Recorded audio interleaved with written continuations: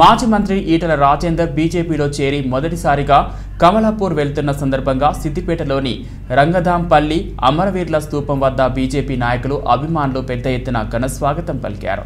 హైదరాబాద్ నుండి సిద్దిపేట జిల్లా హుస్నాబాద్ మీదుగా కమలాపూర్ వెళ్తున్న మాజీ మంత్రి ఈటల రాజేందర్ ఎమ్మెల్యే రఘునందన్ రావు వివేక్ సిద్దిపేటలోని రంగధాంపల్లి అమరవీరుల స్తూపం వద్ద బీజేపీ నాయకులు అభిమానులు ఘన స్వాగతం పలికారు. జై ఈటల అంటూ బీజేపీ కార్యకర్తలు పెద్ద ఎత్తున నినాదాలు చేశారు. అనంతరం ఈటల కమలాకర్కు పార్టీ శ్రేణులతో కలిసి బయలుదేరి వెళ్లారు.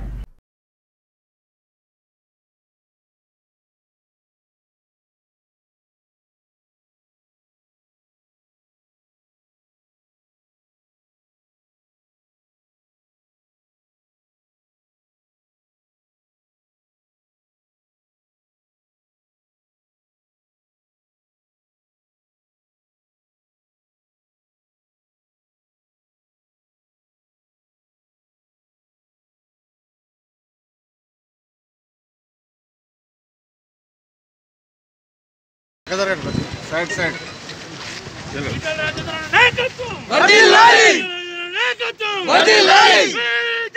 जिंदाबाद जिंदाबाद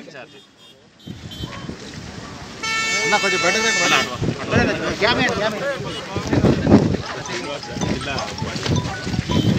सुरेश अన్న కొద్దిగా దగ్గర ఉండండి ఫ్రీ ఉండండి అన్న వెనక జరగండి అన్న కొంచెం వెనక చారన్న వెనకరా అన్న కొంచెం బెడల్ పండండి మంచిగా వస్తుంది కొంచెం బెడల్ పండండి అన్న మంచిగా వస్తుంది కొంచెం బెడల్ పండండి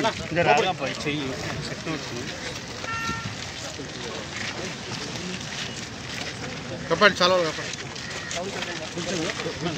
సురేష్ అన్న కొద్దిగా వెనకరా నా రైట్ సైడ్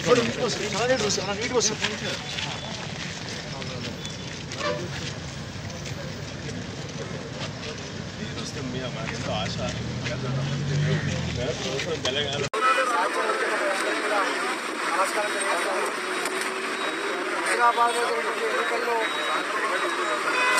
ఈరోజు డాక్టర్ మాజీ పార్లమెంట్ సభ్యుడు వివేక్ గారు, గౌరవ శాసనసభ్యులు గారు, శాసన మండలి మా అన్న స్వామిగౌడ్ గారు, మా సహచర ఉద్యమకారుడు మాజీ శాసనసభ్యుడు ఎల్లారెడ్డి రవీంద్రరెడ్డి గారు, మేమందరం కూడా ఈరోజు హుజరాబాద్కి వస్తూ ఉన్నాం.